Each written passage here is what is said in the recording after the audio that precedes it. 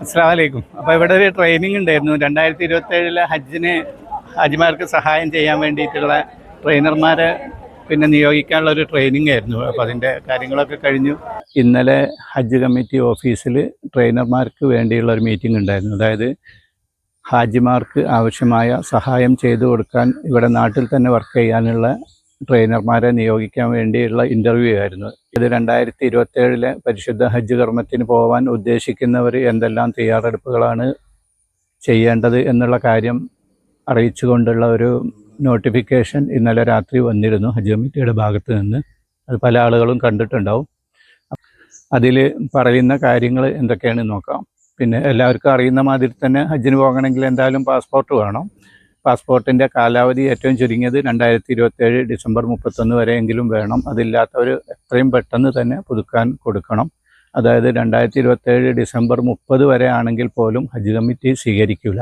പിന്നെ രണ്ടാമത് വേണ്ടത് ഒരു കോപ്പി ഫോട്ടോ വേണം. അതായത് കളർ ഫോട്ടോ ആണ്, പക്ഷേ പശ്ചാത്തലം വെള്ള, അതായത് വെള്ള ബാക്ക്ഗ്രൗണ്ടിലുള്ള കളർ ഫോട്ടോ. സ്റ്റുഡിയോയിൽ ചെല്ലുമ്പോൾ അവർക്കറിയാം ഹജ്ജിന് കൊടുക്കാൻ വേണ്ടിയിട്ടുള്ളതാണെന്ന് പറയുന്നത്.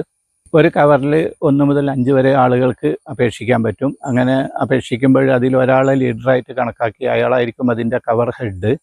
അപ്പം കവർ ഹെഡിൻ്റെ പേരിലുള്ള ബാങ്ക് അക്കൗണ്ട് ഡീറ്റെയിൽസാണ് നമുക്ക് ആവശ്യമുണ്ടാകുക. അപ്പോൾ അത് നാട്ടിലുള്ള IFSC കോഡുള്ള ഏതെങ്കിലും ഒരു ബാങ്കിൻ്റെ ഡീറ്റെയിൽസ്. അപ്പോൾ അത് തെളിയിക്കാൻ വേണ്ടിയിട്ടാണ് ചെക്ക് ലീഫ് ചോദിക്കുന്നത്.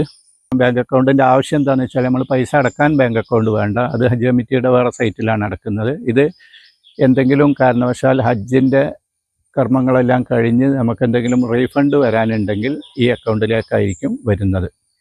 പിന്നെ അതുപോലെ കവർ ഹെഡിൻ്റെ ആക്റ്റീവായിട്ടുള്ള മൊബൈൽ നമ്പറിലേക്കാണ് ഹജ്ജിൻ്റെ മെസ്സേജുകളൊക്കെ വരിക. പിന്നെ അത് കൂടാതെ വേണ്ട ഒരു കാര്യം, നമ്മളിപ്പോൾ താമസിക്കുന്ന സ്ഥലവും പാസ്പോർട്ടിലുള്ള വീട്ടഡ്രസ്സും തമ്മിൽ വ്യത്യാസം ഉണ്ടെങ്കിൽ അത് തെളിയിക്കാൻ വേണ്ടിയിട്ട് ആധാർ കാർഡോ അതുപോലെ ഏതെങ്കിലും നമ്മളിപ്പം പ്രസൻറ്റ് അഡ്രസ്സുള്ള ഏതെങ്കിലും ഒരു രേഖകൾ വേണ്ടി വരും. അപ്പോൾ ഇത്രയും കാര്യങ്ങളാണ് ഹജ്ജിന് പോകാൻ ഉദ്ദേശിക്കുന്നവർ ഒരുക്കി വെക്കേണ്ടത്. ഇന്നലെ വന്ന നോട്ടിഫിക്കേഷൻ നോക്കുമ്പോൾ അതിൽ ഓരോന്നിൻ്റെ സൈസ് ഇത്ര പിക്സൽ, അതുപോലെ ഇത്ര MB എന്നൊക്കെ കാണും.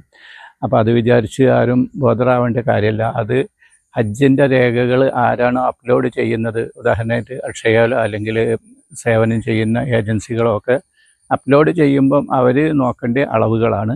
ആഗ്രഹിക്കുന്ന എല്ലാവർക്കും മഖബൂലും മബ്രൂറുമായ ഹജ്ജും ഉംറയും ഒക്കെ ചെയ്യാനുള്ള തൗഫീക്ക് അള്ളാഹു നൽകട്ടെ. ആമീൻ.